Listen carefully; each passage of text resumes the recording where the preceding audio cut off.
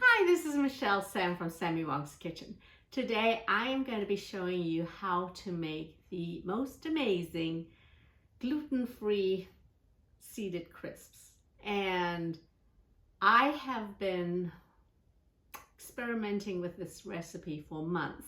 Finally nailed it, and it lasts one day in my house. It is so yummy and it is so healthy, and it's gluten-free. The reason why I wanted to develop this recipe is because I wanted to find a snack that was very healthy, and for those people who couldn't have gluten, like my mom, I wanted to get something for her. What you'll need for this recipe is quinoa, chia seeds, sesame seeds, sunflower seeds, pumpkin seeds, flax seeds, and this is actually hemp seed. This is optional, but hemp seed does have a lot of protein.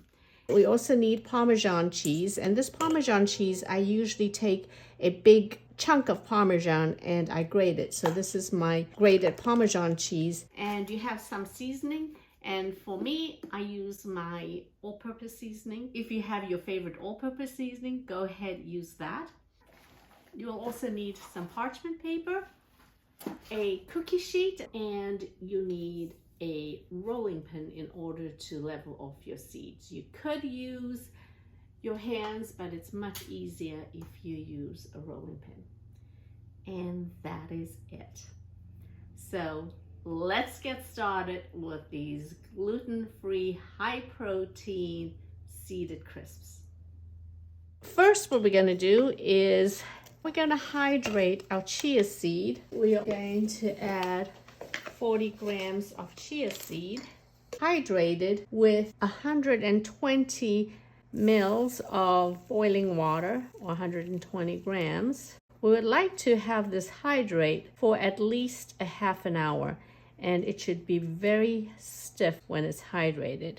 Once the chia seed has been hydrated and cooled, this will become the binding agent for the rest of your ingredients. So for the quinoa, wash the quinoa thoroughly before cooking in order to remove the protective layer called saponin, which contributes to the bitter taste. The way we're going to cook it is we're going to add the quinoa, the water, and Sammy Wong's all-purpose seasoning, and we're going to bring it to a boil, which seems very counterintuitive because what we want to do is actually have it dried. But if we use raw quinoa, it's going to give this bitter taste, and believe me, cooking the quinoa eliminates that taste, so it'll affect your seeded crisp. Make sure we stir everything so that the seasoning is uniformly dispersed. And once it's boiling, I'm going to put the lid on and simmer. Allow this to cook until all the water has evaporated. This should take 5 to 10 minutes.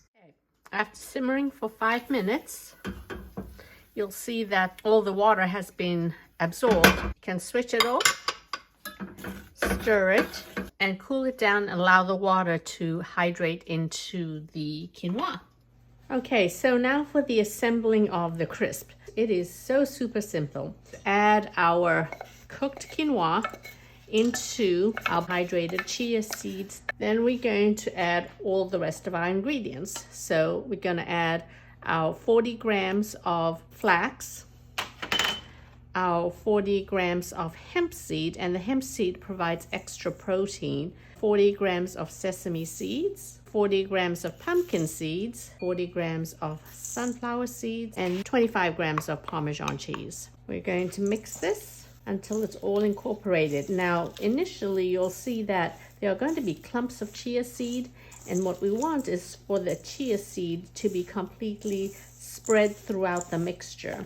It'll still take a few minutes to completely work all the other seeds into the chia seed mixture. And once it's all incorporated, what we're going to use is a 13 by 17 pan, and the more we spread it flat, the crispier it's going to get. And we want to roll it till it's about 1/8 of an inch thick. And here I have this rolling pin where it has an 8-inch disc. So I know that once it's flattened down, that's going to be all 1/8 of an inch. And so I'm going to spread it all along here. Best way to flatten your seeds is to use another parchment paper, and I reuse my parchment papers. And so I'm going to just be spreading this, and I've made the border so I kind of know where the border is. Roll it till it's about 1/8 of an inch. I'm going to just keep working my edges and working my sides so that I can actually get it so that the rolling pin is touching my work surface.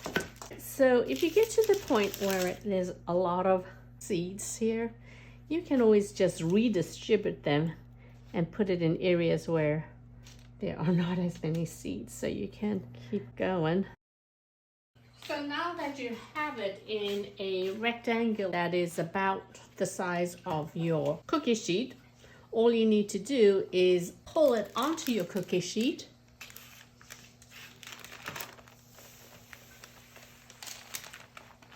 So if I really wanted some square crackers, what I would do is pretty much score off right in the edges, and then you can go ahead and make your scoring so that it'll be easier to crack along those lines when it's fully baked. And so we're going to place this in the oven for 15 minutes. Okay, so after 15 minutes, it smells cheesy. Kind of tap this and it should feel crisp, and if it's not feeling crisp, leave it for another 5 minutes and baking it for increments of 5 minutes until it's very crispy. After another 5 minutes, and I'll look at my crackers. The edges are turning a little brown, and these are definitely getting crispier. And I'm going to turn it off and just allow it to dry up for maybe another 5 minutes in an off oven. As it starts to cool, the scoring will be more pronounced because the cracker will start to shrink. It'll be easier to break along those score marks. But you can see that these are really nice and crispy now.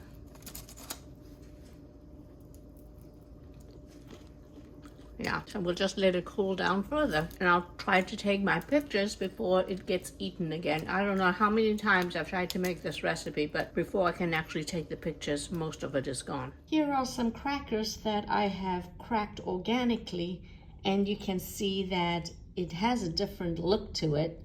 So whatever you fancy, it's completely up to you. So enjoy making these delicious seeded crisps, and bon appetit.